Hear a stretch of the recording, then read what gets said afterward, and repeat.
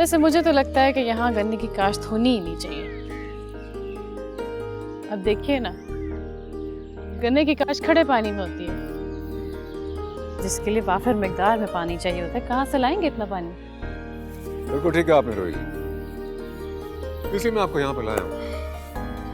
हम जदीद तरीके से यहाँ पे काश्त करने लगे। खड़े पानी के इस्तेमाल के बजाय हम गीली मिट्टी में बीज बो रहे हैं। पौधा जब जड़ पकड़ लेगा तो उसे वहां से निकाल कर फिर खेत में लगाएंगे। इससे पानी की बहुत बचत हो जाएगी। अच्छा, ये तो बड़ा जबरदस्त आइडिया।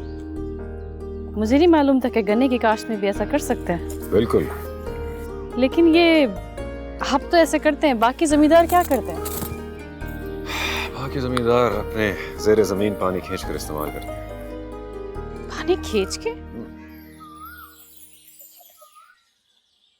मगर ये तो बड़ा जुल्म है और जुर्म भी। जमीन के नीचे पानी पे किसी एक का नहीं, पूरे मुल्क का हक है। बेशक। मुझे तो लगता है कि हमारे वाटर पंप्स पे वाटर मीटर लगाना चाहिए, ताकि जो जितना पानी इस्तेमाल करे उस हिसाब से उसका मुआवजा दे। बिल्कुल सही कहा आपने रोही जी, लेकिन अफसोस की बात यही है, वाटर मीटर लगाना और उसके हिसाब से मुआवजा लेना ऐसा कोई कानून नहीं है। आपकी सोच दुरुस्त है, लेकिन अफसोस इस पर अमल नहीं है। आइए।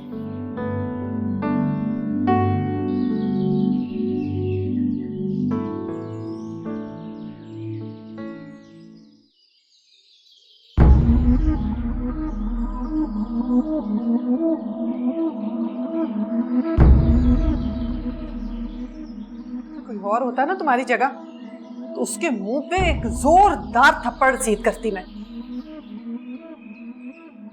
झूठ क्यों बोला तुमने मुझसे?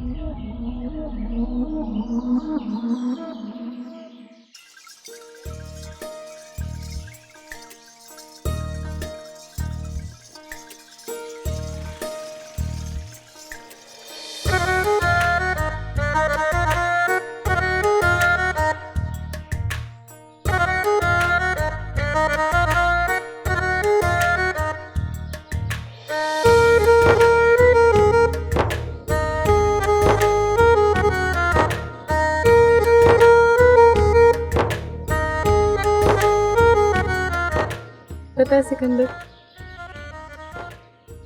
मुझे लगता है कि मोहब्बत भी एक चैलेंज है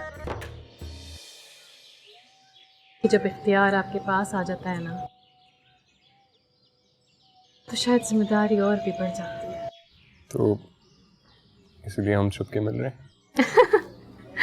छुपके? ऐसे छुपके नहीं मिलते। और वैसे भी मुझे छुपने की कोई जरूरत नहीं है। अच्छा, मैं सोच रहा था कि प्यार और मामा हमारे घर जाके ऑफिशियली अगर हमें एक कर दें तो मेरी और रोही, मैं तुम्हारे सारे ख्वाब पूरे करूंगा। सच कह रहे? तुम मुझसे प्यार तो करती हो ना?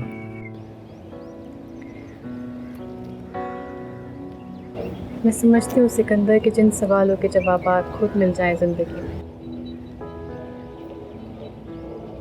उन्हें पूछ के बेमोह नहीं करना चाहिए।